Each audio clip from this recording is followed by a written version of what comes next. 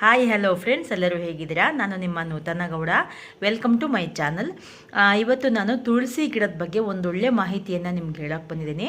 ಆ ಮಾಹಿತಿಯನ್ನು ತಿಳ್ಕೊಳಕ್ಕೆ ಮುಂಚೆ ನನ್ನ ಚಾನಲನ್ನು ಹೊಸದಾಗಿ ಯಾರಾದರೂ ನೋಡ್ತಾ ಇದ್ದರೆ ದಯವಿಟ್ಟು ಸಬ್ಸ್ಕ್ರೈಬ್ ಮಾಡಿ, ಪಕ್ಕದಲ್ಲಿರುವಂತಹ ಬೆಲ್ ಬಟನನ್ನು ಒತ್ತಿ ಆಲ್ಗೆ ಕ್ಲಿಕ್ ಕೊಡಿ, ಲೈಕ್ ಕೊಡಿ, ಶೇರ್ ಮಾಡಿ. ಆಗ ನಾನು ಮಾಡುವಂತಹ ಒಳ್ಳೊಳ್ಳೆ ಮಾಹಿತಿಯ ವಿಡಿಯೋಗಳು ನಿಮಗೆ ತಲುಪುತ್ತೆ. ಹಾಗೆ ನನಗೂ ಕೂಡ ಸಪೋರ್ಟ್ ಮಾಡೋದು ಹಾಗಾಗತ್ತೆ. ನನಗೆ ಆ್ಯಕ್ಚುಲಿ ತುಂಬ ಗಂಟ್ಲು ನೋವಿತ್ತು, ಅದಕ್ಕೋಸ್ಕರ ವಿಕ್ಸ್ ಚಾಕ್ಲೇಟ್ನ ಹಾಕ್ಕೊಂಡಿದ್ದೀನಿ. ಸಾರಿ, ಏನು ಅಂದ್ಕೊಬಿಡಿ. ಈ ತುಳಸಿ ಗಿಡ ಇರುತ್ತಲ್ವ, ಆ ತುಳಸಿ ಗಿಡ ಲಕ್ಷ್ಮಿ ಇದ್ದ ಹಾಗೆ ಅಂತ ಎಲ್ಲರೂ ಹೇಳ್ತಾರಲ್ವ, ಅದೆಲ್ಲ ನಿಮಗೆ ಗೊತ್ತಿದೆ. ತುಳಸಿ ಗಿಡದ ಹತ್ರ ಚಪ್ಪಲಿಗಳನ್ನು ಯಾವುದೇ ಕಾರಣಕ್ಕೂ ಬಿಡಬೇಡಿ, ಒಂದನೇ ಪಾಯಿಂಟು. ಆಮೇಲೆ ತುಳಸಿ ಗಿಡನ ಮನೆ ಮುಂದೆ ಇಡ್ತಿರಲ್ಲ, ಲೈಟಾಗಿ ಬಿಸಿಲು ಬೀಳಲೇಬೇಕಾಗತ್ತೆ. ಅದಕ್ಕೆ ಸ್ವಲ್ಪ ಫುಲ್ ನೆರಳಲ್ಲಿ ಅದು ಬರೋದಿಲ್ಲ, ಲೈಟಾಗಿ ತುಳಸಿ ಗಿಡ ಬೇಕಾಗತ್ತೆ. ತುಳಸಿ ಗಿಡದಲ್ಲಿ ಎರಡು ವಿಧ ಇರುತ್ತೆ. ಒಂದು ರಾಮ ತುಳಸಿ ಅಂದರೆ ಸ್ತ್ರೀ ತುಳಸಿ ಅಂತಾರೆ, ಹಸಿರು ಕಲರ್ ಇರುತ್ತೆ ಫುಲ್ಲು. ಇನ್ನೊಂದು ಕೃಷ್ಣ ತುಳಸಿ, ಅದರ ಕಾಂಡ ಸ್ಟೆಮ್ ಏನಿರುತ್ತೆ, ಇರುತ್ತಲ್ಲ ಸ್ಟೆಮ್ಮು, ಅದು ಪರ್ಪಲ್ ಕಲರ್ ಇರುತ್ತೆ, ಅದು ಕೃಷ್ಣ ತುಳಸಿ, ಎಲ್ಲರಿಗೂ ಗೊತ್ತಿರುತ್ತೆ. ಕೃಷ್ಣ ತುಳಸಿ ಮೆಡಿಸನ್ಗೆ ತುಂಬಾ ಹೆಲ್ಪ್ ಆಗುತ್ತೆ. ಅದನ್ನು ಕೂಡ ಪೂಜೆ ಮಾಡ್ಬೋದು ನೀವು. ಸ್ತ್ರೀ ತುಳಸಿ ಅಥವಾ ರಾಮ ತುಳಸಿ ಮತ್ತು ಕೃಷ್ಣ ತುಳಸಿ ಎರಡನ್ನೂ ಒಟ್ಟಿಗೆ, ಗಂಡ ಹೆಂಡತಿ ಅವೆರಡು ಅಂತ ಹೇಳ್ತಾರೆ ಹಿರಿಯರು. ಎರಡನ್ನೂ ಒಟ್ಟಿಗೆ ಇಟ್ಟು ಕೂಡ ಪೂಜೆ ಮಾಡಿದ್ರೆ ತುಂಬ ಒಳ್ಳೆಯದು. ಬಟ್ ಕೃಷ್ಣ ತುಳಸಿಯ ಸೊಪ್ಪೆಲ್ಲ ಏನಿದೆ ಅದು ಔಷಧಿಗೆ ತುಂಬಾ ಹೆಲ್ಪ್ ಆಗುತ್ತೆ.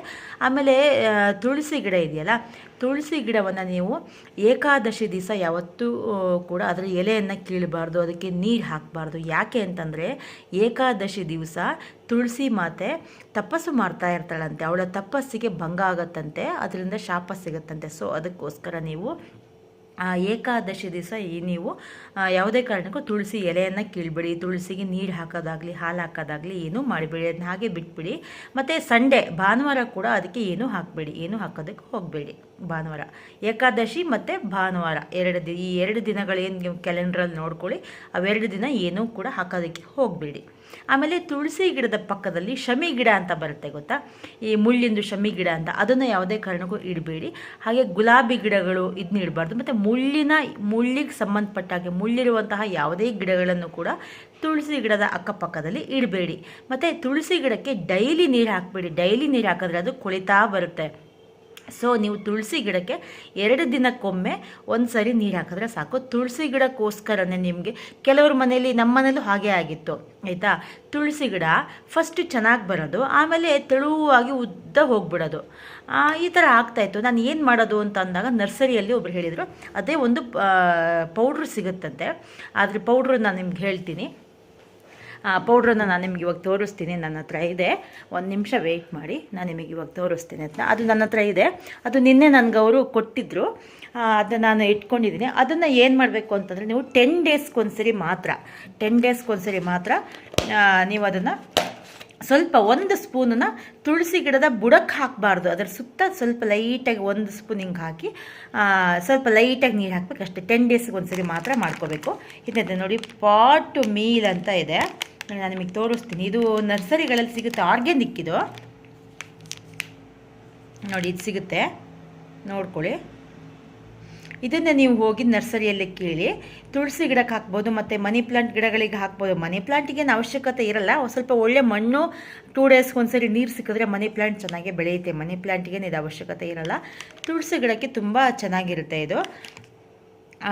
General maintenance premium quality manure ಅಂತ ಇದೆ. ಆಮೇಲೆ ಪಾಟ್ ಮೀಲ್ ಅಂತ ಇದೆ, ಗಾರ್ಡನ್ ಫಾರ್ ಆಲ್ ಅಂತ ಇದೆ. ನೋಡಿ, ಇದರಲ್ಲಿ ತುಳಸಿ ಗಿಡದ ಚಿತ್ರ ಕೊಟ್ಟಿದ್ದಾರೆ. ಇದು 70 ರುಪೀಸ್ ಇದೆ ಆಯಿತಾ. ನಿಮ್ಮ ಕಡೆ ನರ್ಸರಿಯಲ್ಲಿ ಎಷ್ಟು ಕೊಡ್ತಾರೋ ನಂಗೆ ಗೊತ್ತಿಲ್ಲ, ನಮ್ಮ ಮನೆ ಹತ್ರ 70 ರೂಪಾಯಿಗೆ ಸಿಕ್ತಿದ್ದು. ಇದು ತುಂಬ ಟೈಮ್ ಬರುತ್ತೆ ನಿಮಗೆ. ತುಳಸಿ ಗಿಡದ ಬುಡಕ್ಕೆ ಹಾಕಬಾರ್ದು, ಮೊದಲೇ ಹೇಳಿರ್ತೀನಿ ನಾನು. ತುಳಸಿ ಗಿಡದ ಸುತ್ತಲೂ ಕೂಡ ಈಗ ಹಾಕಿಬಿಟ್ಟು ನೀವು ಒಂದು ಸ್ವಲ್ಪ ಲೈಟಾಗಿ ನೀರು ಹಾಕಿ, ಅದು ಪೌಡ್ರ್ ಇರುತ್ತೆ, ಬ್ಲ್ಯಾಕ್ ಕಲರ್ ಇರುತ್ತೆ ಪೌಡ್ರು, ಸ್ವಲ್ಪ ನೆನೆಬೇಕಲ್ಲ, ಅದು ಮಣ್ಣೆಲ್ಲ ಹೀರ್ಕೋಬೇಕಲ್ಲ, ಅದಕ್ಕೋಸ್ಕರ ಇದು ಏನಾಗುತ್ತೆ, ತುಳಸಿ ಗಿಡ ತುಂಬ ಚೆನ್ನಾಗಿ ಬರುತ್ತೆ ಆಯಿತಾ. ನೋಡಿ, ನನ್ನ ತುಳಸಿ ಗಿಡ ಹೇಗಿತ್ತು ಅಂತ ನಿಮಗೆ ತೋರಿಸ್ತೀನಿ.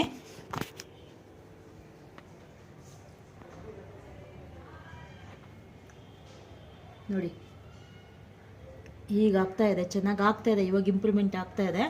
ನೋಡಿ, ಇಲ್ಲೊಂದು ಗಿಡ ಇದೆ, ಹೀಗೆ ಇಂಪ್ರೂವ್ಮೆಂಟ್ ಆಗ್ತಾಯಿದೆ ಇದು ಗಿಡ.